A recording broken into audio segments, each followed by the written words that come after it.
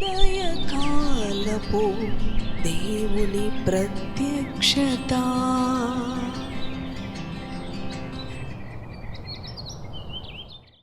హల్లెలూయా, దేవునికి స్తోత్రం. ప్రభు నందు ప్రియ దేవుని బిడ్డలారా, ప్రభు యొక్క అత్యంత కృపను బట్టి మరి యొక్క ఉదయకాల దేవుని ప్రత్యక్షపు వాక్కులోనికి వచ్చి ఉన్నాము. ఆయన వాక్కు మన జీవితాలకు నెమ్మదిని కలుగ చేస్తూ ఉన్నది. ప్రతి ఉదయము మన దినచర్యను నెమ్మది కలిగిన అనుభవంతో ప్రారంభించుట మనకు ఆశీర్వాదకరం. ఇది పరిశుద్ధ దినము, మన ప్రభువుని ఆరాధించే దినము.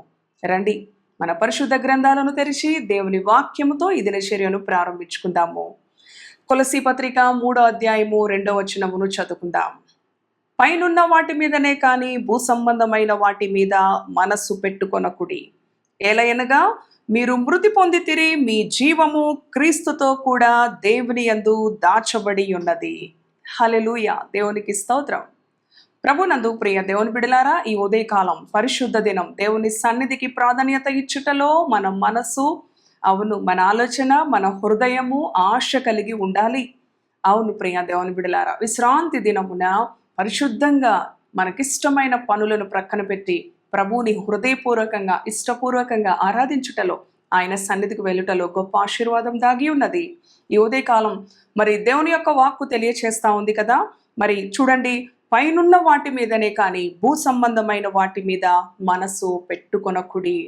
ఎందుకంటే మన జీవము క్రీస్తులో దాచబడి ఉన్నది.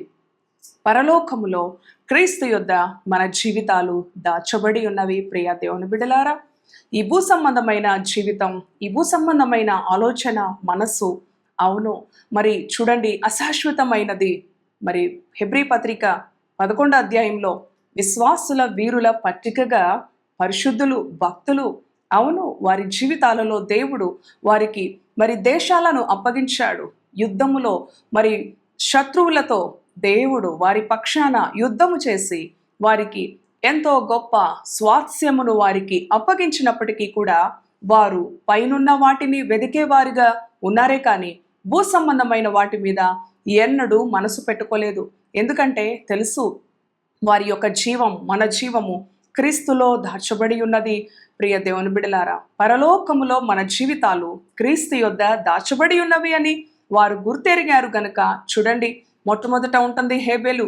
మరి కయ్యోను కంటే కూడా శ్రేష్టమైనది ప్రభువుకి అర్పించిన వాడుగా, ప్రభు యొక్క మనస్సును ఎరిగి, ప్రభు యొక్క హృదయాన్ని ఎరిగి, హృదయపూర్వకమైన అర్పణను, శ్రేష్టమైన అర్పణను తన యొక్క మరి తనకు దేవుడు ఇచ్చిన దానిలో, అవును చూడండి శ్రేష్టమైనది ప్రభు అంగీకరించే విధంగా అర్పించి ఉన్నాడు. ప్రియ దేవుని బిడ్డ, ఎందుకు అనంటే హేబేలు పైనున్న వాటిని వెదికేవాడుగా ఉన్నాడు. పైనున్న క్రీస్తును అవును ఎరిగిన వాడుగా ఉన్నాడు. క్రీస్తులో తన యొక్క జీవము దాచబడి ఉన్నది అని. అవును మరి అంతేకాదు, నోవాహు కూడా మరి ఆ యొక్క లోకమంతయు కూడా పాపముతో ఉన్నప్పటికీ కూడా రక్షణ ఓడను సిద్ధపరచుటలో దేవుని యొక్క వాక్కుకు లోబడి అది వరకు ఎన్నడూ కూడా చూడని మరి చూడండి ఆ జల ప్రళయము వస్తుంది అన్నప్పుడు ప్రభు మాటకు విధేయత చూపించాడు. ఎందుకంటే పైనున్న వాటిని వెతికే అనుభవము, మరి శారా అనుభవం కనుక మనం చూస్తే మృతతుల్యమైన ఆమె యొక్క గర్భములో నుంచి ఆ శిశువు వాగ్దాన పుత్రుడు వస్తాడని చూడండి, వాగ్దానం ఇచ్చిన వాడు నమ్మదగిన వాడని విశ్వసించింది కనుక దేవుని యొక్క కార్యమును చూచినది. పైనున్న వాటి వైపు క్రీస్తు పైన మన మనసు ఉంచినప్పుడు, అవును ప్రియ దేవుని బిడలారా, పరిశుద్ధ దినానికి ప్రాధాన్యత ఇస్తాం. అబ్రహాము తన దేశమును, తన ప్రాంతమును, తన ప్రజలను విడిచి వచ్చాడు. ఎందుకో తెలుసా? భూ సంబంధమైన వాటి మీద ఎన్నడూ వీరు మనసు ఉంచుకోలేదు.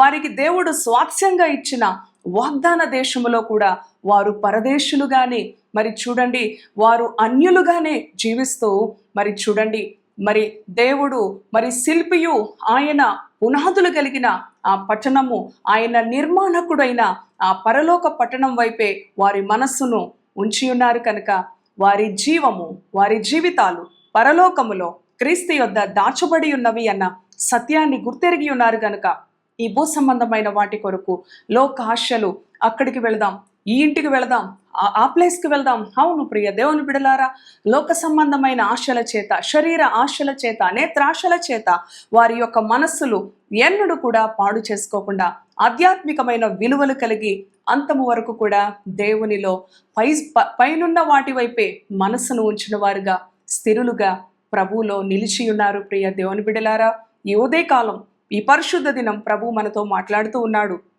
భూ సంబంధమైన వాటి వైపు మనసుంచక పరలోక సంబంధమైన వాటి వైపు, ఆత్మ సంబంధమైన ఆలోచనలు. అవును ప్రియ దేవుని బిడలారా, ఈ లోకానికి మనము క్రీస్తును పోలిన బిడలుగా, క్రీస్తుకు మాదిరికరమైన బిడలుగా, ఆత్మీయమైన విలువలు కలిగి దేవునికి ప్రాధాన్యత ఇస్తూ, దేవునికి లోబడుతూ, అపవాదిని ఎదిరిస్తూ దేవుని యొక్క మహిమ కొరకు జీవించాలన్నదే దేవుని యొక్క ఉద్దేశం. తద్వారా మన జీవితాలలో గొప్ప ఆశీర్వాదము, గొప్ప విడుదల, గొప్ప క్షేమాన్ని ప్రభు మనకి అనుగ్రహిస్తాడు. తలలు వంచండి. ఇటు మాటలు ప్రభు మన వినికిడిలో దీవించునుగాక. ప్రార్థిద్దాం. దయగలిగిన తండ్రి, పరిశుద్ధుడా, నీ పరిశుద్ధ నామానికి వందనాలు. అవును ప్రభువా, భూ సంబంధమైన వాటి వైపు మనసుంచక పర సంబంధమైన వాటి వైపే, అవును ప్రభువా, మా మనసు, మా ఆలోచన, మా తపన. ఎందుకంటే ఈ లోకం ఒక రోజున అగ్ని చేత కాల్చబడుతూ ఉన్నది. ఈ లోకములో అంతయు శరీరాశ, నేత్రాశ, జీవపు డంబమే. అవును తండ్రి, విశ్వాసుల వీరుల పట్టికలో విశ్వాస వీరులు పర సంబంధమైన వాటి వైపే వారి మనస్సును ఉంచారు కనుక ఈ లోకములో వారికి సర్వ సుఖాలు, సర్వ సౌఖ్యాలు ఉన్నప్పటికీ కూడా వారు ఈ లోకములో ఉన్న వాటి వైపు మనస్సు ఉంచక, అవును తండ్రి, మా యొక్క జీవము నీలో దాచబడి ఉన్నది, పరలోకములో మా జీవితాలు క్రీస్తులో దాచబడి ఉన్నవి అన్న నిశ్చయత కలిగిన విశ్వాసులుగా వారు వెలుగుతూ ఉన్నారు. వారి సాక్ష్యాలు వెలుగుతూ ఉన్నాయి. ఈ పరిశుద్ధ దినం నీకు ప్రాధాన్యత ఇచ్చుటలో, పరసంబంధమైన, పరలోక సంబంధమైన అనుభవాలలో, ఆత్మీయ విలువలతో నీ బిడ్డలు ప్రభువా శక్తివంతంగా నీలో జీవించాలి. అటువంటి కృపతో, అటువంటి నైనా ఆశీర్వాదముతో నీ బిడ్డలను నింపమని, నడిపించమని యేసు నామములో ప్రార్థిస్తున్నాను తండ్రి. Amen, amen. Praise the lord. God bless you.